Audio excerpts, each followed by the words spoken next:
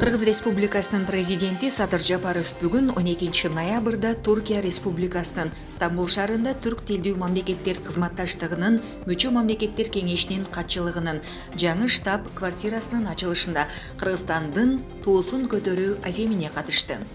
Салтанаттуу иш-чара Туркия Республикасынын президенти Режеп Тайип Эрдоган, Азербайжан Республикасынын президенти Ильхам Алиев, Казакстан Республикасынын президенти Касым Жомарт Токаев, Түркмөнстан президенти Гурбангулы Бердимухамедов, Өзбекстан Республикасынын президенти Шавкат Мирзоев, Венгрия премьер-министри Виктор Орбан жана Түрк тилдүү мамлекеттик кызматташтык кеңешинин башкы катчысы Багдад Хамреевди катышуусунда өттү.